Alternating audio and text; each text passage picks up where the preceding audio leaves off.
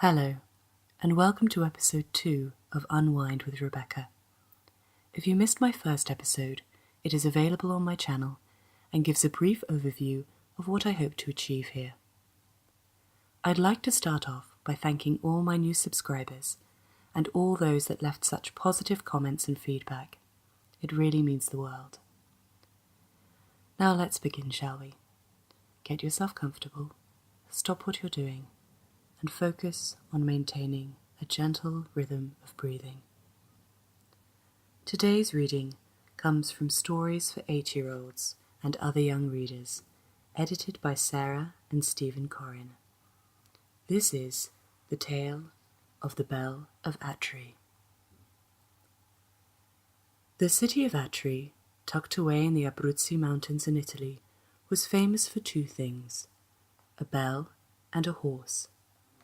When the bell was first hung up in the marketplace in a lofty tower, the people were called together, and the king made a speech in which he said, "My friends, I have placed this bell right in the centre of the marketplace of our city of Atri. It is within the reach of everyone, great or small, child, man, or woman.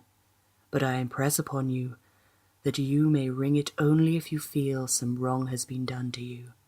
The rope is very long, so even the very smallest child can pull it. I hope it will not have to be used very often." The honest citizens of Atri listened respectfully and attentively. They were good folk, and they knew that the need to use the bell would not arise very frequently. Nevertheless, there it hung as a reminder to them all that they should be kind and just towards one another. In the first year, it was rung only once, in the second year 4 times, and during the next 10 years only 6 times. This shows how well people behaved in Atri. However, one day, as the mayor of the city was passing, he noticed that the strands of the rope were fraying. "My goodness," he told his secretary, "the rope is wearing out. It must be due to the sun and the rain, for as you know, it has not been used very much. We shall have to get a new one." "And how are we going to do that?" asked his secretary. "There is certainly no rope long enough in this town. The king had it specially woven in the village in Latham, only the other side of the mountains. The only thing to do is send over for another one to be made immediately." "And what if somebody commits a wrong in the meantime?" asked the mayor. "Well now," replied his secretary, "I have a more than usually long grapevine in my garden. We can fasten it to the bell. It should be sufficient for the time being, until the new rope is made, and certainly quite tough enough, I'm positive." The mayor thought it was a good idea, and so the bell was attached to the grapevine. Now, a couple of miles outside Atri, there lived a very rich old man. In his younger days, he had been a soldier in many wars and had owned many horses. Gradually, he had sold all of them, except one, which had been with him in many a fierce battle, and which he had kept as a kind of souvenir of his adventurous youth.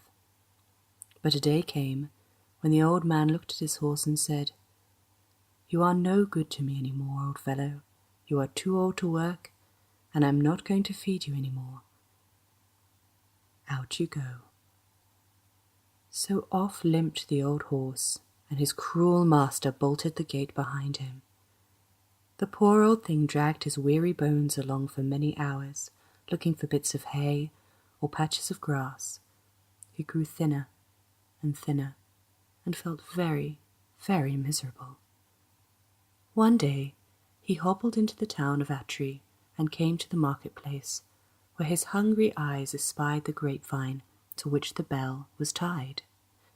He smacked his poor parched lips in eager anticipation of something good to eat at last. He trotted up and began to munch the green leaves. Then he tugged at it to get at the leaves growing higher up the vine. Ding-dong, ding-dong, pealed the great bell, and people came hurrying out of their houses to see what was happening. You can imagine their amazement when they saw a poor old horse tugging at the grapevine. "I recognize that horse," said the mayor's secretary, who seemed to know pretty well everything. "He belongs to that rich old soldier who lives outside the city."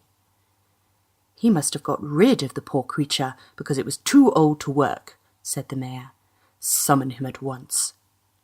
The old soldier was brought before the mayor, and rather shamefacedly he admitted he had done his faithful horse a great wrong. "Indeed you have," said the mayor. "This good horse, which served you so long and well in your adventurous youth, you have now most ungratefully cast aside. This city orders you to take him back, and give him a comfortable stall, and to feed him properly for the rest of his days." The crowd cheered to see justice done to men and beast alike, and the old soldier, his head hanging down in shame, led his horse back home. And that is why, as the poet Longfellow puts it, in every Christian clime the bell of Atri will be famous for all time. And that concludes our second episode. I hope you enjoyed the story. Thank you for listening, and as always, leave a like or a comment, and feel free to subscribe. Next episode is inspired by a comment from Blake Sanders and will be titled The View from My Window. I've been Rebecca. Thank you.